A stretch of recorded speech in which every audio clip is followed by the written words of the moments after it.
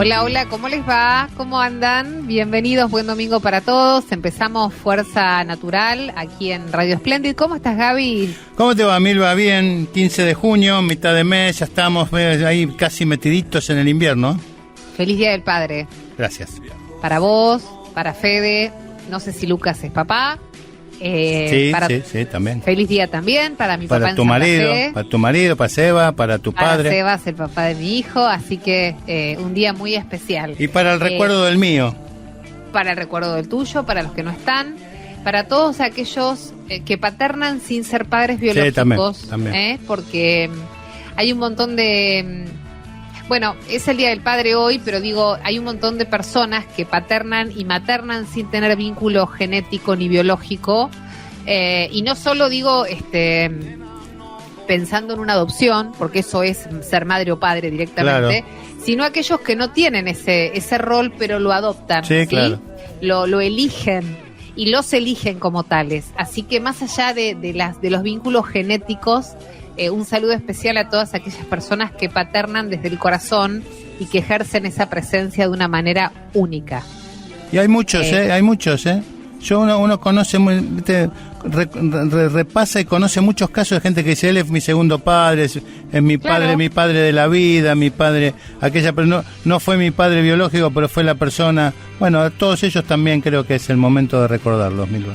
Por supuesto que sí, así que bueno, especialmente para vos, Gaby, ¿la paternidad cambia a pesar de los años, al pasar de los años, digo? No, y aparte yo siempre aclaro que la bisagra de tu vida no es cuando te casás ni cuando te recibís, es cuando tenés tu primer hijo.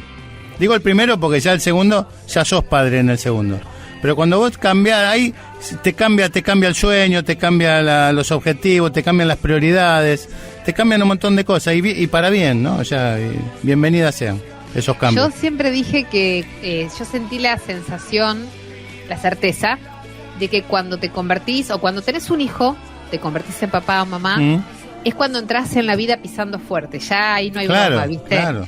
Y en algún punto todo lo que estuvo antes parece más liviano. Tal cual. Y ya no te podés pensar sin esa condición de ser, sin ese hijo, sin esa hija, ya no hay vuelta atrás, es algo muy lindo. Mira, vos sabés que yo alguna vez escribí una novela y se la dediqué a mis hijos y usé una frase que yo le puse en boca de uno de los personajes y la usé como dedicatoria y dice: a mis hijos que son los únicos destinatarios de todos los sueños y temores. Hermosa.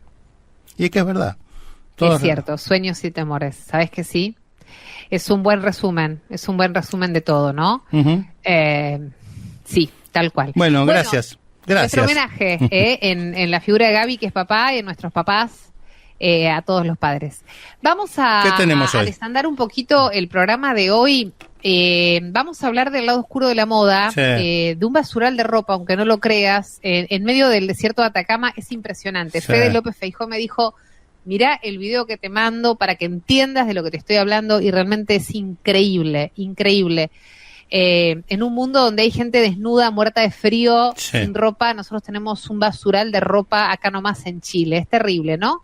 Vamos a estar hablando con Ana Perl, que es autora de acercar a niños y niñas a temas como la reproducción asistida, el deseo de formar una familia y el valor del amor y de la esperanza, a través de uno de sus cuentos que me hizo llegar, que se llama De otra galaxia, y que lo que busca precisamente a través de un relato es poder contar el sueño de tener un hijo y las formas y los desafíos que enfrentan para conseguirlos, ¿no? Uh-huh. Son de muchísima ayuda estos textos para poder explicarle a los chiquitos nacidos por técnicas de fertilización o de ovodonación o de donación de gametos, cómo fue que llegaron con tanto amor a este mundo, ¿no? Y también gracias a la ciencia. Uh-huh. Y tenemos el lado B y tenemos los imprescindibles, Gaby. Así es, en el lado B vamos a repasar la historia de la persona que está considerada que es aquella que más vidas salvó en la historia de la humanidad. Y vas a ver por qué. Bueno. Y dentro de los imprescindibles, una mujer que todavía la tenemos entre nosotros, vive en Estados Unidos, tiene 98 años, Edith Eger, la bailarina de Auschwitz. Una historia, hermosa historia, trágica historia, con final feliz, porque te dije que todavía vive con nosotros en este mundo. En temas de hoy vamos a repasar algunas de las noticias más destacadas en materia de salud y de medio ambiente, y también vamos a tener la columna de María Isabel Iñigo, que es abogada, bioeticista, de bioética. Bioeticista, ahí salió, y especialista en políticas sanitarias, porque hoy vamos a pensar juntos un aspecto poco discutido, pero de mucha influencia en nuestra vida, como es la publicidad de los medicamentos y sobre todo, Gaby, en esta movida de venta libre de medicamentos y de que todo esté en góndola, ¿no? Exactamente. Un cambio bastante rotundo que tuvimos en los últimos meses en las farmacias argentinas y que en otros países del mundo ya dio la vuelta, pero bueno, ya lo vamos a charlar en un ratito. Exacto. Dicho esto, te cuento esta historia que nos sorprendió muchísimo del lado oscuro de la moda y de las imágenes del desierto de Atacama. Búscalo, porque realmente no cuesta creer que esas montañas son de ropa. Esto está en el norte de Chile, es un desierto bellísimo, es uno de los paisajes más bonitos del planeta, tiene un cielo impecable, tiene unos colores intensísimos, es inmenso, es bello, es natural. Sin embargo, hoy se convirtió en un escenario de lo que es el símbolo del consumo y de la contaminación global y del desperdicio, ¿no? Uh-huh. ¿Por qué decimos esto? Porque cada año Chile recibe alrededor de 60.000 toneladas de ropa usada. En su mayoría, ¿de dónde vienen? Vienen de Europa, de Asia, de Estados Unidos. Es un negocio que muchas veces se proporciona como una alternativa solidaria o sustentable, porque alguien más lo puede usar, o porque evita que se termine en la basura, pero que en realidad funciona como una forma más de exportar residuos, básicamente. O sea, viene como enmascarado, pero termina siendo otra cosa. Una gran parte de esa ropa no encuentra un segundo uso, no se reutiliza, no se recicla. Y entonces, ¿qué pasa? Termina en vertederos ilegales, especialmente, como te decía, en las afueras del municipio de Alto Hospicio, donde hay miles y miles de prendas que se acumulan en pilas gigantescas, en montañas a cielo abierto, que se entierran o se queman, generando a su vez otro tipo de daño ambiental en pleno corazón del desierto. La industria de la moda es una de las más contaminantes del mundo, genera el 20% del consumo mundial de agua, el 10% de las emisiones de gases de efecto de invernadero. ¿Y cuál es el motor de esta crisis? La llamada moda rápida, o sea, prendas baratas, de baja calidad, producidas en masa y descartadas después de poquitos usos. Lamentablemente, la belleza del desierto de Atacama no debería competir con montañas de descarte textil. Te invito a que veas las imágenes. Sí. Cada prenda además tiene una historia, también tiene una huella, que esa huella no sea la de una crisis ambiental que podríamos estar evitando. Bienvenidos, esto es Fuerza Natural.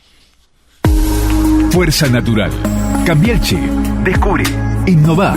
Transformar. Milva Castellini. Gabriel Barbagalo. Hasta las 13 en Splendid 990. Más radio. Y un día abrí mi Instagram y entre un montón de mensajes estaba el de Ana Perl, que me contaba acerca de su libro, de su vivencia personal, de su búsqueda, junto con su marido, de formar una familia, de tener un hijo, de atravesar los caminos de la reproducción asistida, de la fertilidad, que son tan difíciles, tan particulares. Y a mí, sabes, Gabriel, que me hablan de eso y me sube en el corazón. Te iba a decir, qué casualidad, justo a vos te lo mandó. Justo a mí me vienen con eso. Entonces, bueno, le dije, Ana, ya vamos a hablar de tu nuevo libro, de tu primer libro, que se llama De Otra Galaxia, que acá lo tengo conmigo y que ya lo leí. Y especialmente me gusta porque el trabajo de Ana tiene que ver con cómo contamos esta historia que vivimos. Bienvenida, Ana, ¿cómo estás? Hola, buenas tardes. Muchas gracias por recibirme en su espacio, un placer. Bueno, Milva, y no sé cómo decirte gracias, porque para mí fue muy osado, digamos, lo que hice, y vos cuando me contestaste muy rápido, la verdad es que me quedé sorprendidísima. Uno cuando pasa por procesos así, tiende a necesitar esa red. Digamos, a mí, desde que supe que tenía que hacer este camino, necesité, y no me fue tan fácil, encontrar cómo hacer conexión y ser comprendida y sentirme acompañada. Suele ser un proceso largo, el mío lo fue, y bueno, este cuento viene, digamos, a plasmar un poco, o a acompañar ese proceso tan largo que hicimos con Diego, con mi marido. Benicio tiene 9 años hoy, es el hijo de ambos. Un beso muy grande al papá de Benicio en el Día del Padre. Gracias, muchas gracias. Y en este libro de Otra Galaxia, Ana, con ilustraciones de Paula Frankel, porque está para poder, es muy lindo además, de interesante, es lindo de ver. Contanos, ¿qué quisiste escribir? Una historia que hablara de la realidad y que acercara una verdad que a veces los mayores tenemos más rollo con esto, ¿eh? Eso mismo, me pasó que me di cuenta por las preguntas de Benicio que para ellos todo es natural. Entonces nosotros somos los que a veces hacemos complejo lo natural. Algo que me pasó a mí particularmente, porque esto sí es autorreferencial, es nunca le tuve miedo a las preguntas incómodas aunque no tuviese la respuesta. Y de hecho me pasa todo el tiempo, nos pasa en la vida misma, me pasó con Benicio en casa. Entonces lo que yo quise, a mí me pasó que yo desde el día 1 supe que le quería contar cómo llegó al mundo. A veces las preguntas que nos hacemos es, ¿cuándo se lo cuento? ¿Cómo se lo cuento? ¿Se lo cuento? Claro. Y claro, para mí era un sí rotundo, para nosotros era un sí rotundo contárselo. El tema era cómo. La verdad es que yo recibí bibliografía desde los centros de fertilidad que recorrimos, pero ninguna de esos libros a mí yo no me encontraba en esos libros, no me sentía como a gusto contándoselo a Benicio desde ese lugar. Entonces dije, bueno, lo tengo que escribir, porque Benicio me está haciendo preguntas. Esto estoy hablando hace 5 años. El libro tiene esos años, ahora salió a la luz. Y así fue como quise bajar a tierra de una forma muy simple, también con ciertas metáforas y con guiños especiales, contarle cómo un proceso que estuvo colmado de amor necesitó de la ciencia, que no siempre es lineal, pero que si uno tiene muy claro a dónde quiere llegar y persevera y es contenido, se puede llegar. Ana. Y también, perdón, Gaby. Dale. Y explicar el tema de una ovodonación, de una donación de gametos. Sí. Ese es un paso más, digamos. En mi caso no fue necesario, no fue necesario llegar a esa instancia. Claro. También tuvimos que explicarle un día cómo nació Martiniano. Claro. Pero digo, ese pasito de, además de la ciencia, la donación de células, debe ser también una manera difícil por ahí de contarlo para nosotros adultos, pero no para ellos. Para ellos lo reciben de una manera muy, muy espontánea. Me pasó algo que yo venía para charlar con ustedes y le digo a Benicio, tengo que pensar qué voy a decir, y me dice, no mamá, no armes nada, tienes que ser sincera, claro. ¿No? Como espontánea. Claro. Y yo digo, tienes razón, nosotros nos armamos mucho y después el mensaje sale raro. Entonces digo, no, quiero que sea simple. Ahora, claro que es complejo explicar. Fue complejo para mí entender que yo necesitaba una célula que no era mía. Tuve que atravesar un duelo, por supuesto. Sin dudas, es así. Y lo bien que hiciste, además, porque no se puede pasar así como si nada. No se puede, exacto. Vos que transitaste un proceso que requirió también de tiempo y de entender. Bueno, acá yo además tuve que hacer ese duelo porque uno no transmite la carga genética o no en un 100%. Entonces dije, bueno, ok, es difícil, pero no imposible. Benicio tiene que saber cómo llegó al mundo. Me costó. Hubo partes del cuento, sí, por ejemplo esa, que fue difícil porque yo no quería que quede como complicada. Y sin embargo tampoco quería decirle una semilla vino volando. No. Sí. Los chicos pueden comprender. Si nosotros somos claros. Fíjate, yo las escucho a las dos, en este caso a las dos escucho casi desde el mismo lugar, y fíjate que tanto el caso de Milva, que lo conozco de hace unos años, como el tuyo, que lo conozco ahora, y si bien son distintos, los dos que requirieron algún apoyo de la ciencia, sí. Y ustedes se encargaron y se encargan de contarle realmente cómo fue ese proceso a sus hijos, y capaz que los que nacieron de forma biológica sin asistencia no se lo cuentan nunca. Entonces, fíjate la ventaja si es que la hay, ¿no? Pero la ventaja de haber transcurrido todo ese derrotero, que es lo que te quiero preguntar ahora, que te permite mantener un diálogo con tu hijo, que capaz que las otras parejas y nacimientos no se toman ese tiempo para explicar, porque también hay cosas para explicar, más allá de la asistencia de la ciencia. La pregunta es, ustedes recorrieron un derrotero importante, con altibajos, con momentos de zozobra, de emocional, me imagino, sin conocerte. Bueno, este es el momento de darle un mensaje a las personas que están en ese lugar. Absolutamente. ¿Cuál es el que qué es lo que le dirías vos, Ana, a esas personas? Yo tengo para transmitir algo que a mí me hubiese gustado que me digan en ese momento. Claro. ¿sí? Que yo tuve que como construirlo por pedacitos. La realidad es que cuando hay un deseo muy grande, digamos, nosotros venimos muy acostumbrados a que pensamos que lo lineal es lo que sirve, ¿no? Es bueno, yo sé cómo es un proceso, sé cómo se trae un chico al mundo, tiene que ser algo fácil. Claro. No, en realidad mi mensaje es, puede ser un camino sinuoso, va a ser un camino que tenga muchos retrocesos y hay que estar preparado para eso. Pero siempre va a haber una manera de seguir avanzando. Entonces, lo que yo sí sugiero es no quedarse con una sola alternativa. No es que yo elijo una vía y si no fue, me quedo ahí. No, yo tengo que salir a buscar. Hay que ser curioso y hay que salir a buscar. Salir a buscar opciones, salir a buscar oídos que escuchen y nos puedan guiar.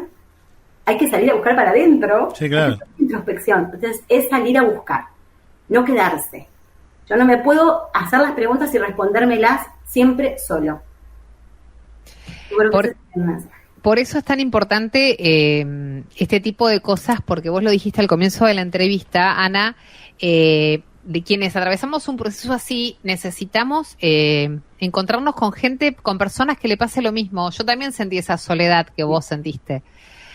Será por eso que después, al igual que, bueno, vos lo volcaste en un libro, yo lo hice a través de las redes, claro. En aquel momento, y fue como un decir, che, a ver, vamos a acompañar porque eso es lo que más necesitamos, vamos a escucharnos entre nosotros, vamos a entender que no todo se resuelve de la misma manera, que sí, nos tocó difícil esto, pero no imposible.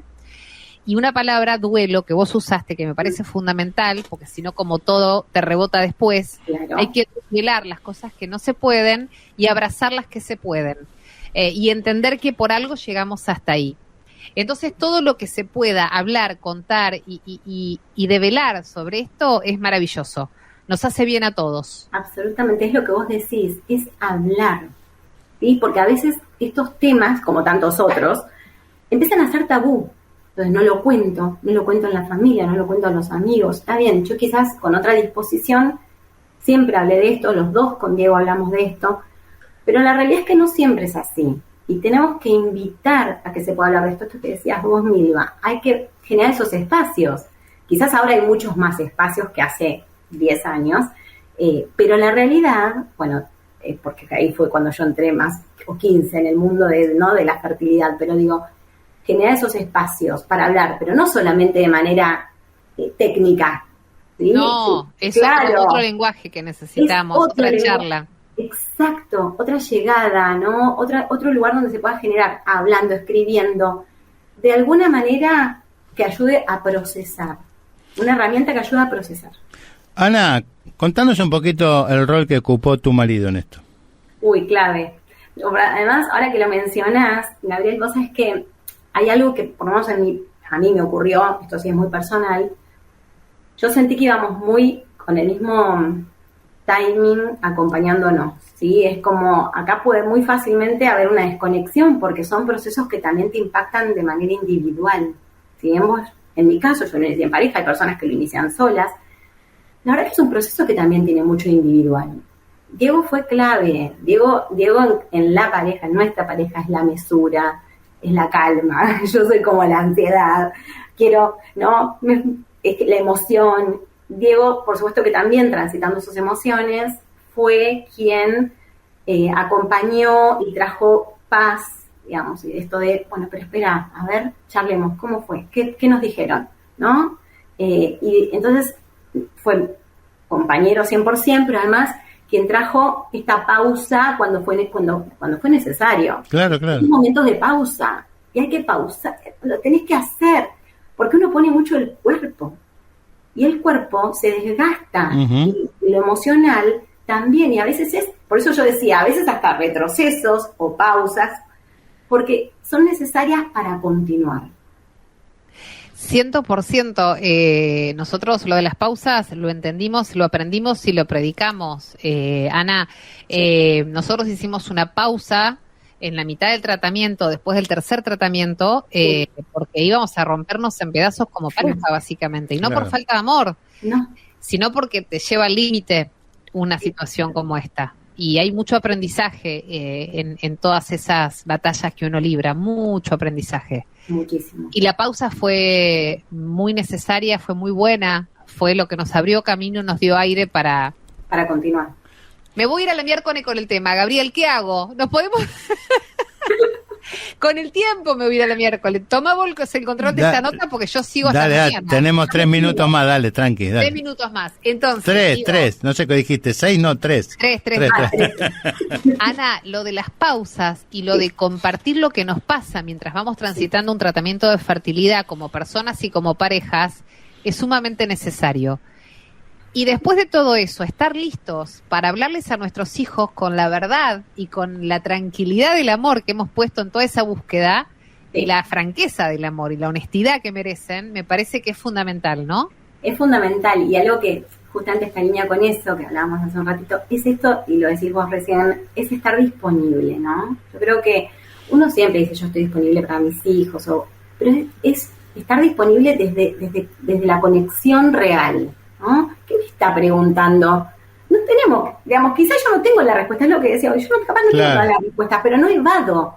Le digo, no, eso no es para vos, eso no es ahora. No, le digo, mirá, te cuento lo que sé, o le uso las palabras que considero necesarias para esa edad.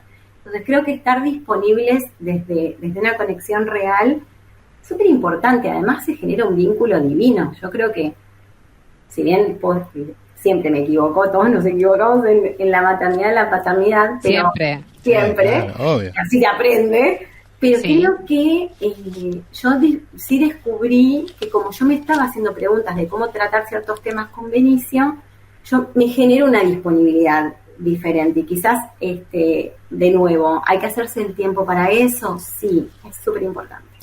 Ana, perdón, sí, no, te dejo a vos, Milva. No, yo quería saber qué devolución, si tuviste devoluciones de alguien que hayan leído el libro, porque me parece que ese feedback es algo que alimenta bastante bien a tu libro, ¿no? Sí, vos sabés que sí, y que yo no puedo creer lo que está pasando con el libro, y estoy maravillada, porque en realidad yo lo que quiero es que sea una herramienta, ¿no? Yo digo, claro, ojalá lo puedan utilizar realmente para contarles a los chicos. Y he recibido feedback tanto de madres o padres que tuvieron que pasar por tratamientos, como aquellos que no, porque de repente el tema de cómo llegamos al mundo es complejo. Uh-huh. Así que me han dicho que ha sido útil. Eso es fundamental. Sí. Si a una sola persona, si a una sola familia, si a un solo chiquito le allanaste el camino, buenísimo, pero no tengo dudas, querida Ana, que se lo hiciste a muchísima gente y mucho más a partir de ahora. De otra galaxia es el libro, es un cuento que recomiendo, que todos deberíamos leer, sobre todo aquellos que atravesamos tratamiento de fertilidad, que necesitamos la ayuda de la ciencia y la donación de células, de óvulos, de espermas, de gametos, para poder tener nuestros hijos, que deseamos profundamente y que los buscamos con un amor inconmensurable. Ana, gracias. Gracias a ustedes, un placer. Enorme, gracias. Hasta la próxima. Gracias, adiós. Hacemos una pausa, querido Gaby. Sí, por supuesto, y recordando que todo este reportaje, como los anteriores, quedan en @Fuerza Natural Radio en YouTube. Fuerza Natural. Cambia el chip. Descubre. Innova. Transformá. Milva Castellini. Gabriel Barbagalo. Hasta las 13 en Splendid 990. Más radio.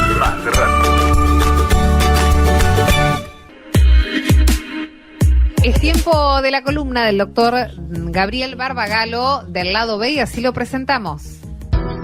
CIFEME es un sistema integrado por más de 750 empresas de medicina prehospitalaria, brindando cobertura en 20.000 localidades, lo que la hace la red de emergencias médicas de mayor alcance. Un solo teléfono, una sola factura, todo un país. Nuestro centro de contacto certificado bajo normas ISO cuenta con profesionales altamente capacitados que gestionan servicios de alta complejidad hasta en las regiones más apartadas de nuestro territorio. CIFEME, la red de emergencias médicas más grande del país. Sí, decíamos entonces que el título es La persona que más vidas salvó en el mundo. ¿Sabes, Milva, que esta dramática y fascinante historia me la trajo a mi conocimiento un profesor mío que es el doctor Rolando Comoli? Y si bien a aquellos que nos apasionan las historias médicas conocemos perfectamente quién fue Edward Jenner, las distintas incidencias del descubrimiento de la primera vacuna que se conocen son realmente dignas de una novela. De él vamos a hablar. Europa de fin del siglo XVIII se veía envuelta en innumerables guerras. Eran el comienzo de la era napoleónica, pero el principal enemigo de la raza humana era una enfermedad extremadamente contagiosa llamada viruela. Una peste creciente causada por un virus. Hasta ese momento no se conocían los virus ni la vida microscópica, pero que producía lesiones ulcerosas en vastas zonas de la piel y que tenía una mortalidad, escuchen, de hasta un 30 a un 50% de las personas que lo sufrían, particularmente en niños. Además era una enfermedad propia de la especie humana, ningún otro animal lo sufría, y aquel que padecía esto y sobrevivía lo dejaba inmune para una nueva infección, más allá de las marcas que dejaba en la piel o, en muchos casos, de la ceguera resultante. Edward Jenner era un médico rural británico, muy observador, inteligente y, por sobre todas las cosas, extremadamente audaz. Y como buen investigador, razonaba y unía las distintas evidencias que se les presentaba. Así fue que asoció que la viruela era una infección muy contagiosa, propia de los seres humanos, particularmente en niños, y que dejaba inmunidad a aquellos que sobrevivían. Recordemos que aún faltaban muchos años para conocer los procesos inmunes. Por otro lado, observó pústulas similares a la viruela en las manos de las ordeñadoras de vacas, producto de un virus no mortal que adquirían al manipular las ubres de las vacas enfermas de vaccinia, también llamada viruela vacuna. Lo más interesante de su investigación es que las mujeres ordeñadoras que sufrían la viruela de la vaca quedaban inmunes a la viruela mayor, o sea, a la viruela mortal. Y acá viene uno de los mayores actos de audacia médica, mitigada solo por una gran convicción médica. Edward Jenner necesitaba probar que la inoculación mediante escarificación, que es ese raspado de la piel, del virus de las vacas, generaba inmunidad definitiva para la viruela mayor, y para ello necesitaba algún voluntario, preferentemente un niño. Entonces, en mayo de 1786, el niño James Phillips, de 8 años, hijo del jardinero de Jenner, fue inoculado con el material extraído de la mano de una ordeñadora llamada Sarah Nelmes, enferma de vaccinia por culpa de su vaca Blossom. Días después, el sumum de la audacia, inoculó al niño con material de la enfermedad mortal, y éste no desarrolló la viruela grave. De esta manera nacía la primera inmunización activa, producto de la comprobación médica, y se la llamó vacuna, por haberse originado desde la enfermedad de una vaca. Edward Jenner logró descifrar el fenómeno de la inmunidad mucho antes del descubrimiento del mundo microbiano, de los anticuerpos y de los antibióticos, y lo hizo mientras en Europa morían de viruela unas 400.000 personas por año. Hoy las reglas de la bioética pondrían límites a la audacia de Jenner, pero el análisis deductivo de este médico inglés, sin dudas, logró salvar miles y miles de vidas por todo el mundo. Tal vez la vacuna antivariólica sea el descubrimiento que más vidas salvó en la historia de la humanidad hasta nuestros días, en que se considera absolutamente erradicada. Una historia dramática y fascinante que usted, mi querido oyente, merece conocer. Fuerza Natural, Se puede. Podemos. Un mundo mejor es posible. Milva Castellini, Gabriel Barbagallo, hasta las 13 en Splendid 990.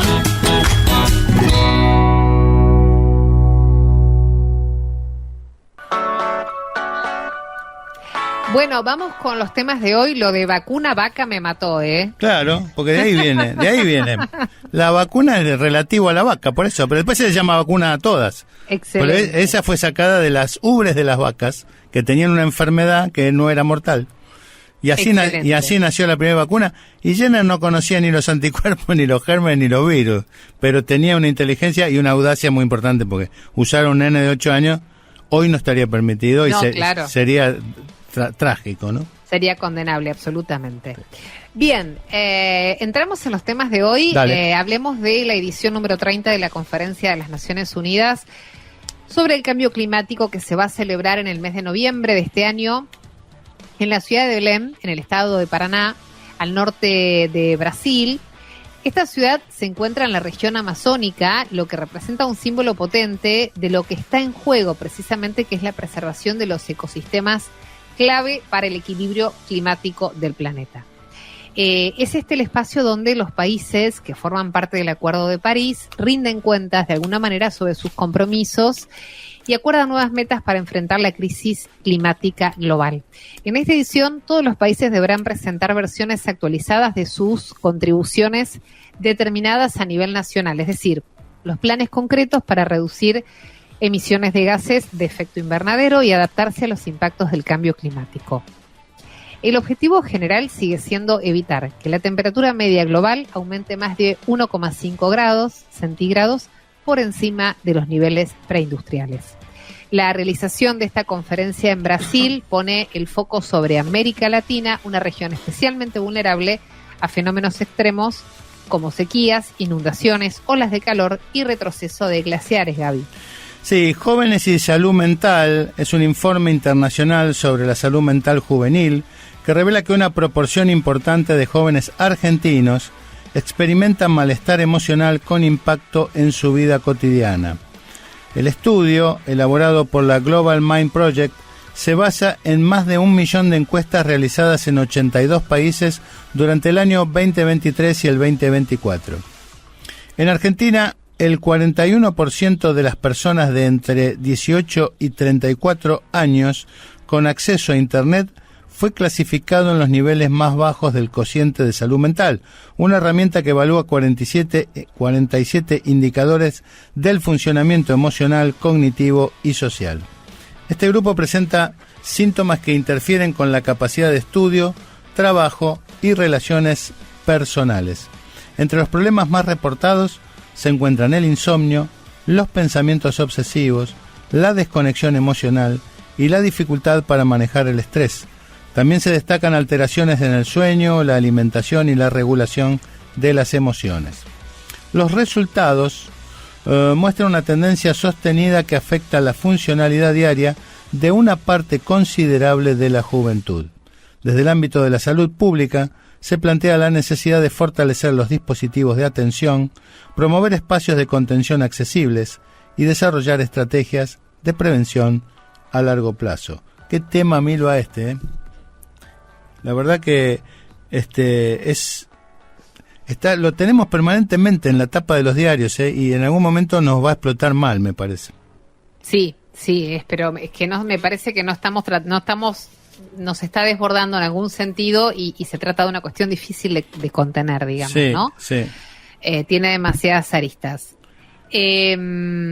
Gaby, sí. Tenemos imprescindibles de hoy, ¿no? Tenemos imprescindibles, tenemos también la columna de la doctora Íñigo Petralanda, pero primero hacemos una pequeña pausita. Dale, ya venimos. Fuerza Natural. ¿Qué podemos hacer para construir un mundo mejor? Tenemos algunas ideas. Milva Castellini, Gabriel Barbagallo, hasta las 13 en Splendid 990. Más radio. Vos sabés, Milva, que los antiguos griegos diferenciaban la tragedia de la comedia por el final, ¿no? Cuando tenía un buen final era comedia, cuando tenía un final, cuando morían todos los personajes era tragedia. Solo por eso.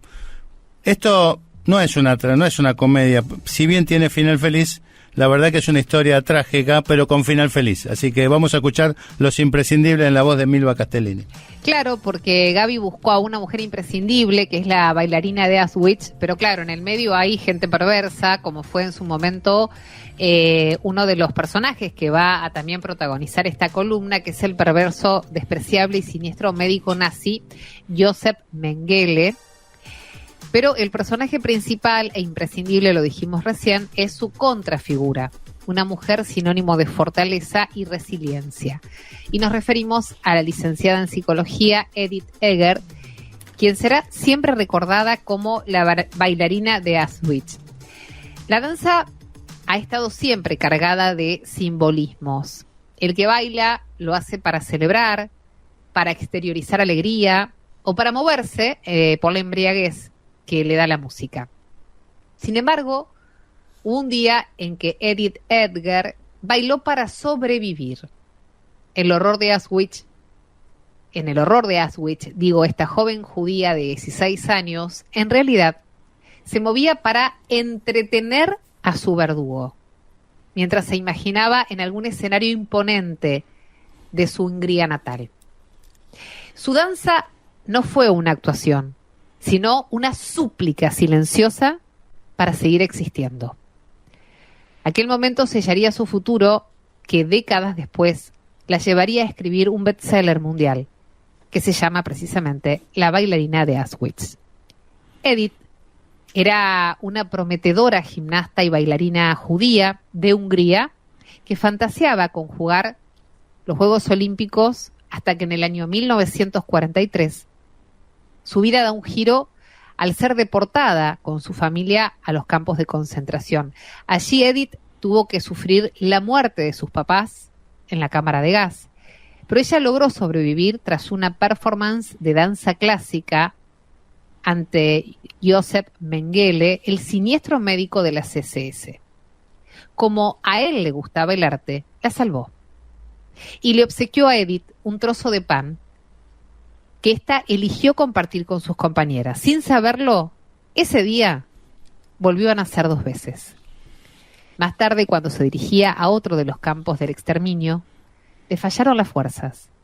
Y esas amigas, con las que compartió el pan, la llevaron a cuestas, impidiendo así que la fusilaran. Pesaba un poco más de 30 kilos, y cuando fue rescatada, fue inicialmente dada por muerta. Finalmente, tras la liberación, huyó a la antigua Checoslovaquia para después migrar a Estados Unidos en 1949 y reinventarse como psicóloga especializada en trastornos por estrés postraumático y a la resiliencia como forma de salvación. Edith Eger, la bailarina de Auschwitz, vive actualmente un presente muy activo en California, junto a sus afectos y a los recuerdos del horror, que con profundo humanismo logra sortear una y otra vez. Es impresionante la historia de Edith Eger, Milva. Uh-huh. Si uno la busca ahora, la empieza a seguir, tiene una vida muy activa. ¿Qué edad tiene entonces? 98 años. Claro. 98 años tiene. Y si vos la ves, la cara hablábamos con Fede en la producción, que estas personas muchas veces esas ganas de vivir las hace vivir más tiempo. Exacto, eso es lo que pensaba. La capacidad de sobrevivir que han tenido les prolongó la vida. Vos fíjate que voy a hacer un paralelismo con las mamás de las personas desaparecidas que han luchado. Muchas superaron los 90 años. Exacto. Y te guste o no la causa, no vamos a entrar en temas de ideológicos, pero esa búsqueda del hijo, sea quien sea, a través de los años, no así los padres murieron más jóvenes, en el caso de las madres y abuelas. Y esta mujer que sufrió el Holocausto, ella conoció a Viktor Frankl, que es otro de los grandes estudiosos de la personalidad, que vivió dentro de un campo de concentración e inventó una terapia que es la logoterapia, y tuvo posibilidad de interactuar con él luego de ser liberados, y ahí se dieron cuenta que todo ese objetivo puesto en el más allá, en el tiempo, hizo que pudieran sobrevivir. Obviamente que también hay factores fortuitos, ¿no?, que hacen que pueda sobrevivir. Sí, pero no es un dato aleatorio el que decís, no, claro. Es un patrón que se repite. Bueno, Ella fue nuestra imprescindible en el día de hoy. ¿Hacemos una pausa y tenemos otro tema o pegamos nomás? A ver, separamos y vamos, dale. Separamos y seguimos, dale. Fuerza Natural. Fuerza Natural. Milva Castellini. Gabriel Barbagallo. De 12 a 13 en Splendid 990. Más radio.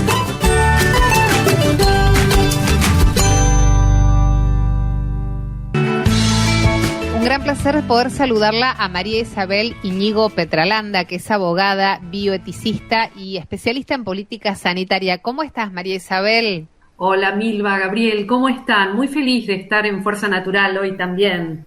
Bueno, a nosotros nos pone más que contentos y hay un tema que nos parece re importante hablar con vos, que tiene que ver con los medicamentos, pero puntualmente con la publicidad de los medicamentos, que los vemos cada vez más en las pantallas, en todas las que quieras, uno tras otro, y que además los tenemos al alcance de la mano en la farmacia a partir de una nueva exposición. Todo esto, digo, lo publicitario y la facilidad de alcanzarlos, ¿puede terminar siendo perjudicial? Absolutamente, Milva, ya adelantaste la consecuencia de esto y como otras veces hablamos también con Gabriel en el programa, la industria del medicamento es una industria muy regulada, es decir, tiene controles desde que lo pensás en investigación, qué anticuerpo o qué molécula vas a trabajar, hasta que la desarrollás todo el producto y después se traslada a la venta. O sea, tiene controles en esa idea pensada, en cómo vos la desarrollás, y en cómo la aprueba la agencia, que la aprueba antes un comité de ética en investigación, pero también la postventa. O sea, si vos encontrás que esa medicación tiene algún tipo de efecto adverso, porque en definitiva vas probando la calidad de ese medicamento en los mismos pacientes, ya para consumo, tenés que reportarlo eso. O sea que no es tan libre, tenés una cuestión sumamente regulada. Sin embargo, para tu pregunta, Milva, que es muy interesante, al ser regulado por un medio de consumo, o sea, por tener la cuestión también involucrada de defensa del consumidor, para explicárselo en simple a los oyentes, porque es un producto, pero es un producto que tiene un riesgo. Entonces también interviene la ANMAT, que es nuestra agencia regulatoria, que te dice que eso, para ponerlo simple también, no es veneno y es medicamento, o sea que procura algo en función de la bondad del tratamiento para la persona. Pero ¿qué pasa? Vivimos en una era de tecnologías modeladas por datos y digitales, donde claramente el acceso a poder comunicar algo no es solamente un programa de radio o de televisión para, de alguna manera, explicar, con un propósito de venta que es muy legítimo, la propiedad o la bondad de un medicamento. Entonces, vos lo presentás en un programa de televisión y podríamos llegar a decir, o en uno de radio, que hay ciertos mecanismos que las productoras pueden verificar con respecto a que tenga una pauta autorizada por la ANMAT.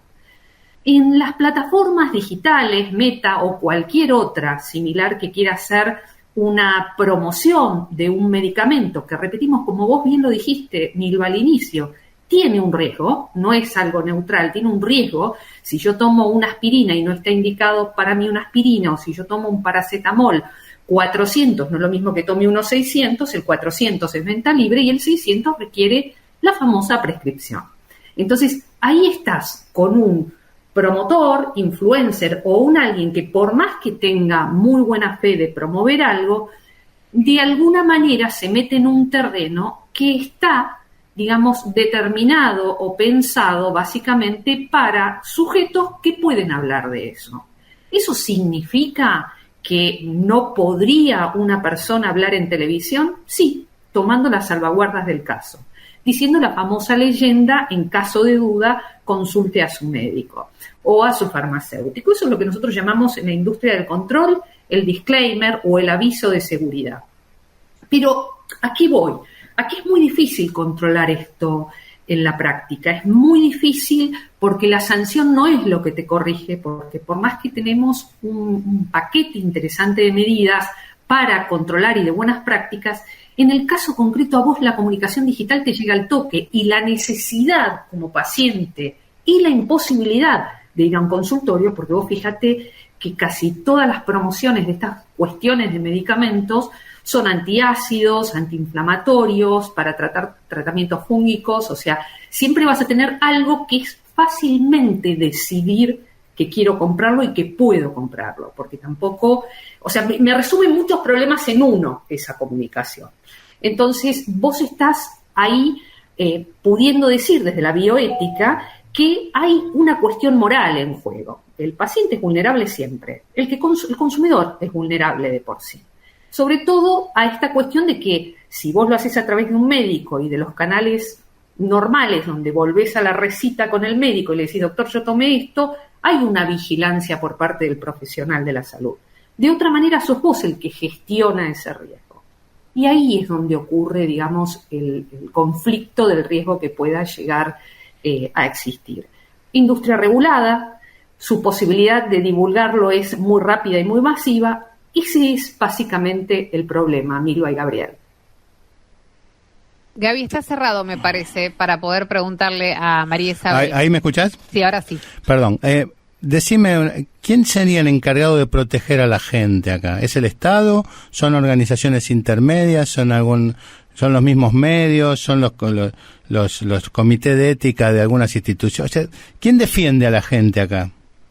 Porque a la larga, vos hablaste de vulnerabilidades y bueno, ante un vulnerable tiene que haber alguien que defienda, que proteja. El Estado tiene la responsabilidad de dar una agencia regulatoria, es decir, a través de la agencia regulatoria ANMAT, la comercialización y la lanzada al mercado de ese algo. Pero como hay medicamentos que ya desde el año 61 se empezaron a dividir, más precisamente venta libre, venta bajo archivo o psicotrópicos, ponele que van en lista 4 del Cedronar, o sea, que tienen más riesgo todavía, a esos no accede la gente.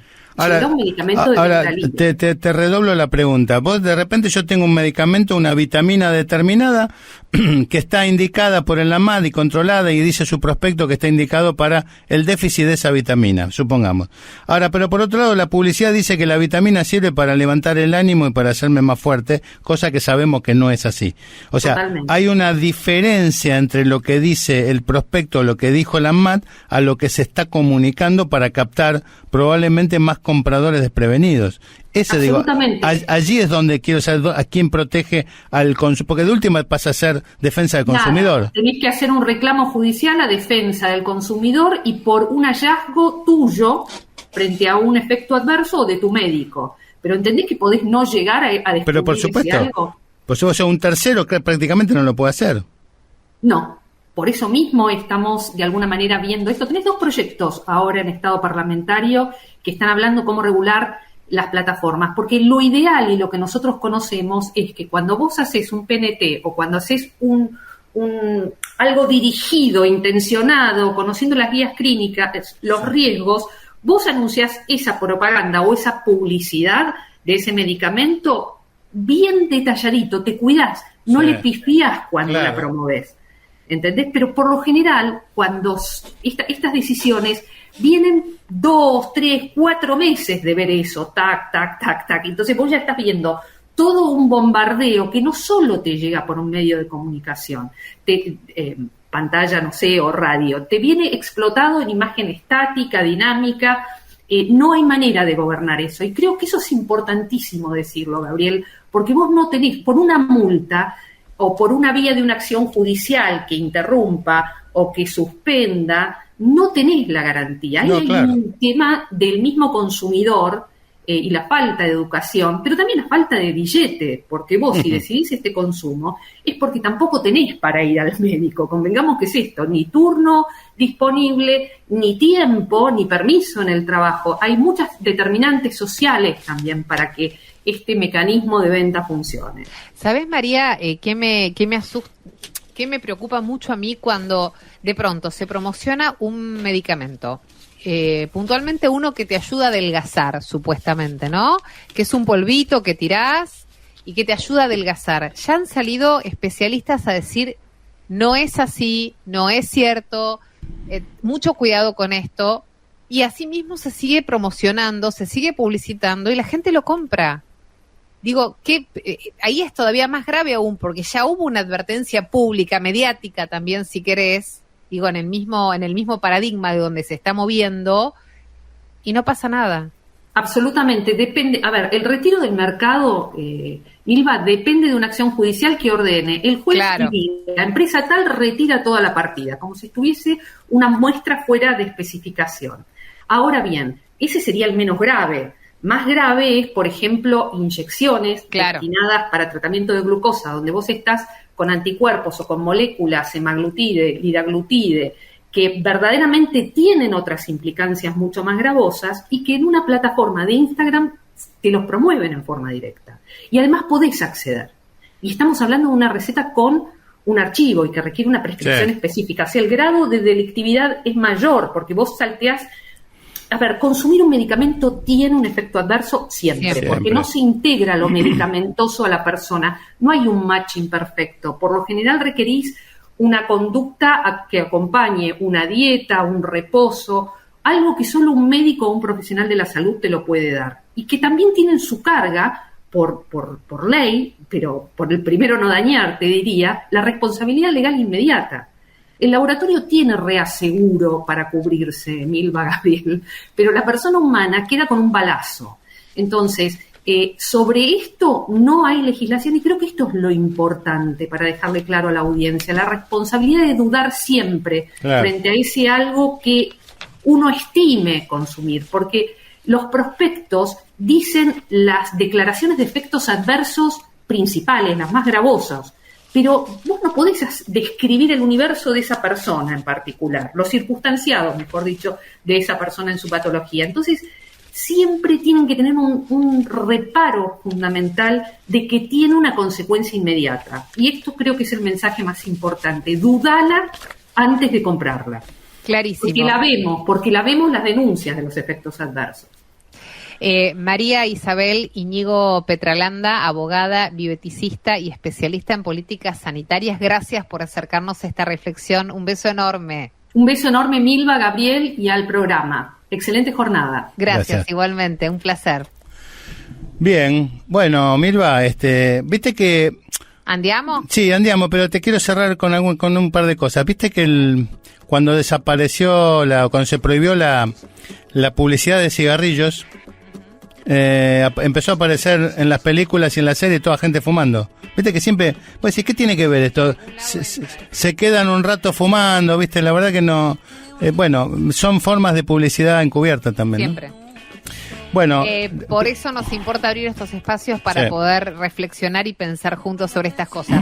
Andiamo, querido amigo, al almuerzo del Día del Padre, vamos. Exactamente, bueno, acordate que los reportajes y todo lo que hablamos en el programa queda en @Fuerza Natural Radio, que el Instagram de Milva es @Milva Castellini, que el mío es @Doctor Barbagallo, así todo junto como suena, que ahora viene Vero Morilla Se Terminó la Joda, el próximo programa de Splendid, así que quédense con ella acá, y que Lucas Novoa nos hizo la operación técnica y Federico López Feijó la producción general. Señora Milva Castellini, saludo a Sebastián, saludo a su padre, a todos los padres de su familia, y yo me iré a festejar por mi cuenta.